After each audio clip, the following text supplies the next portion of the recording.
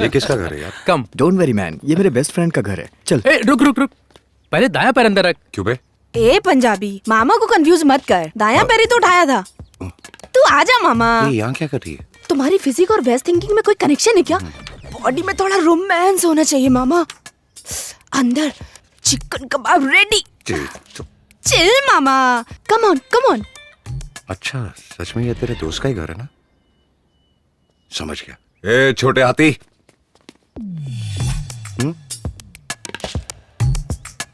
ओह, तो यहीं आ गए। कम।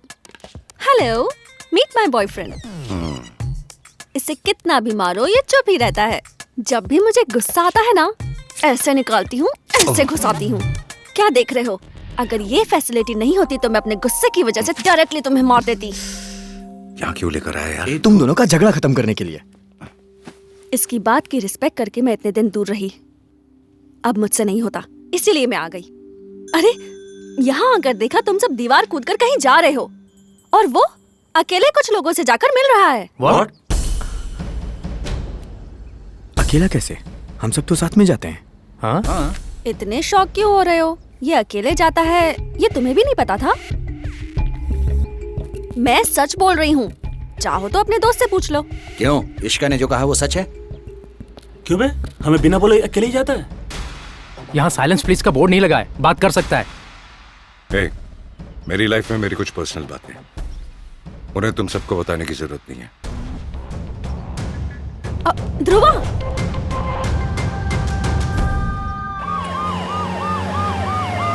होम मिनिस्टर का नया फ्लैट बन रहा है, उसे नजदीक से जाकर देखो और हैंडल करो। Okay sir. ट्रूप, सलामी चालू करेंगे। चालू कर।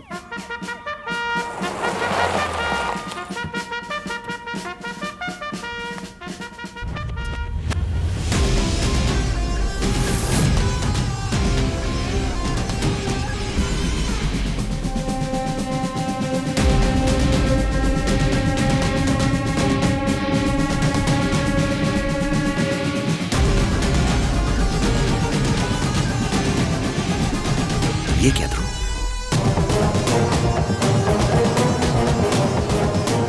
ध्रुवा, ये यहाँ कैसे?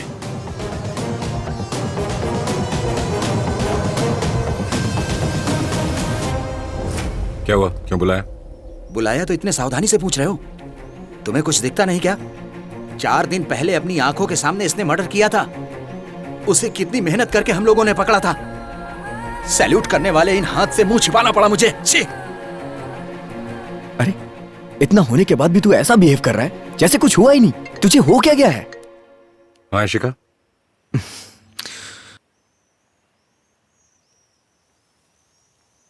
मुझे जाना है, तुम लोग आओगे? मजाक कर रहा है? हम कल से देख रहे हैं, हमारे सवालों का जवाब दिए बिना तुम कहीं नहीं जाओगे। हाँ, तेरा मुंह खोलने से पहले हम यहाँ से नहीं जाएंगे। रामस्वामी की वाइफ जो हॉस्पिटल में थी, उसने सुसाइड अटेम्प्ट किया।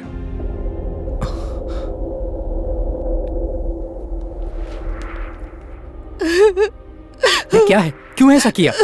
मेरी आंखों के सामने मेरे पति को मार दिया। कोर्ट में मेरी गवाही नहीं चलेगी। उसने हेलमेट पहना हुआ था, कैसे पहचाना ये पूछकर पूरा केस रद्द कर दिया। पुलिस, लॉयर, किसी ने मुझे सपोर्ट नहीं किया। जब कुछ हो ही नहीं सकता है तो मैं जीकर क्या करूंगी, इसीलिए मरना चाहती थी।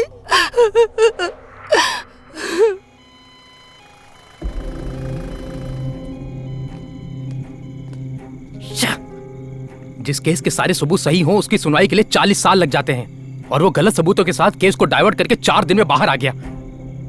इतना होने के बाद भी हमने कैंपस से बाहर आके क्या किया यार? क्या यार, बोलता क्यों नहीं? तुझे कुछ पूछ रहे हो, उसका जवाब नहीं देगा? पूछा कि अकेला कहां जा रहा है तू, तो तेरे पास जवाब नहीं है। तेरे सामने सब कुछ हो रहा है, फिर भी तू पत्थर की तरह खड़ा है। पागल तो नहीं हो गया तू? सही कहा, पागल हूं मैं। अभी जो तू बोल रहा है उसे सुनने बिना तेरे पीछे जो अन्याय हो रहा है उसे मेरी आंखें देख रही हैं। यही मेरा पागलपन है।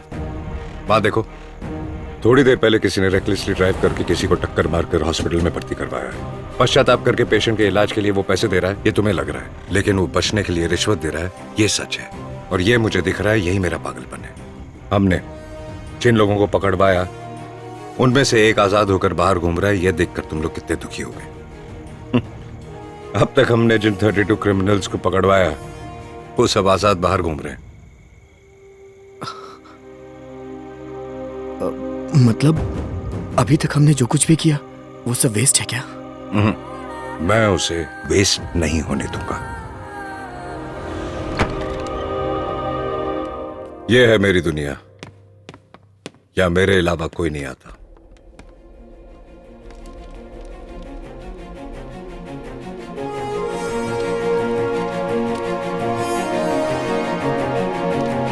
अपने दुश्मन के बारे में बताओ, मैं तुम्हारे बारे में बता दूंगा। ये क्या है? ऐसा तो हम अपने दोस्तों के बारे में कहते हैं। यस, तुम्हारे दोस्त कौन है पता हो तो तुम्हारा कैरेक्टर पता चलता है। तुम्हारे दुश्मन कौन हो पता हो तो तुम्हारी कैपेसिटी पता चलती है।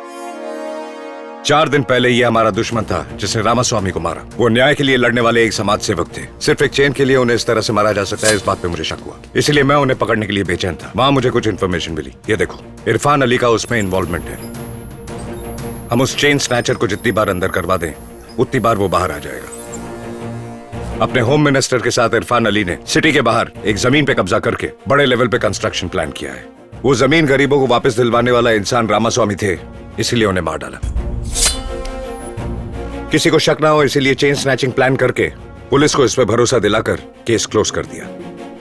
अब बताओ तुम, हमारा दुश्मन ये है या वो? अब तक हमने पकड़वाए 32 केसेस के साथ अपने शक के बिना पर मैंने इन्वेस्टिगेट किए 500 केसेस से जुड़े हैं ये फुल डिटेल्ड एनालिसिस।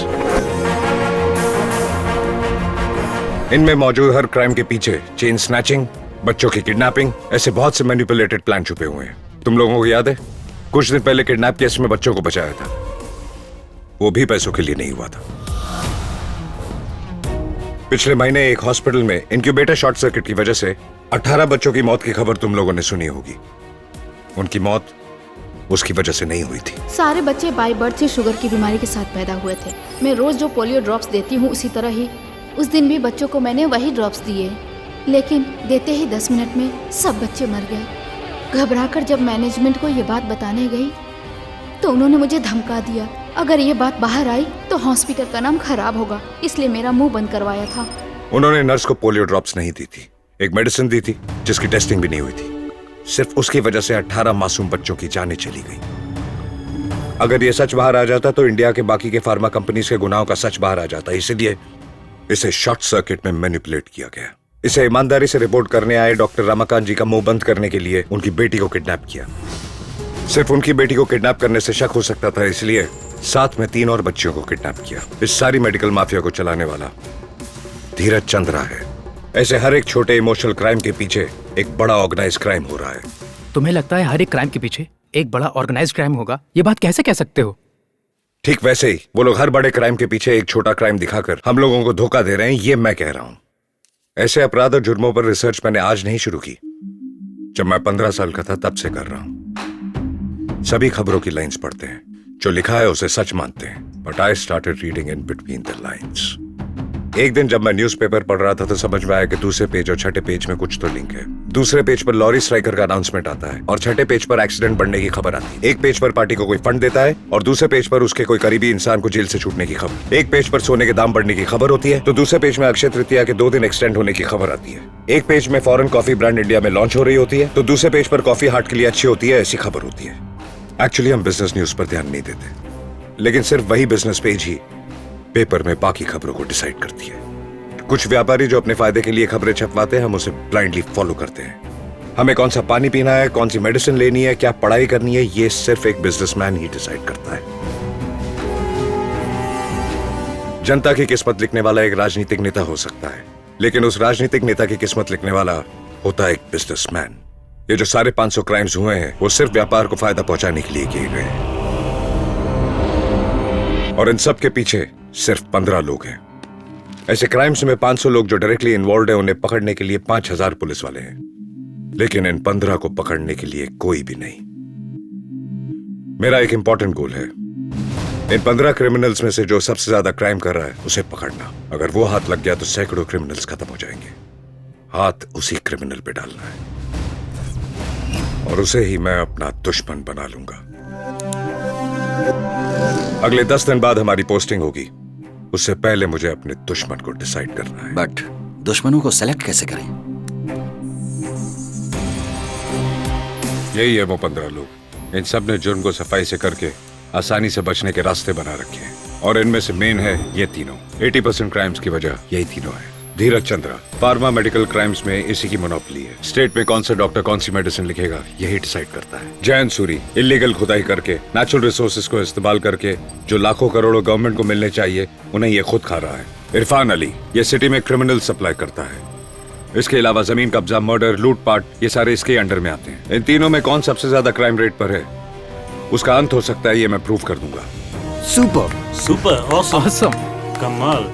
कल पोस्टिंग के बाद हम सब अलग अलग जगहों पर चले जाएंगे, लेकिन जिंदगी में कभी भी तुम्हें हमारी जरूरत पड़े बस एक कॉल करना, हम हाजिर हो जाएंगे। तो फिर तो टारगेट का फिक्स कर रहा है। ये जयंत सूरी अपने ग्रेनाइट क्वारी में होने वाले इंस्पेक्शन को रोकने के लिए संसाधन मंत्री से मिलने वाला है। उस बारे में सारी डिटेल्स पता लगाने के बाद ही मैं डिसाइड करूंगा।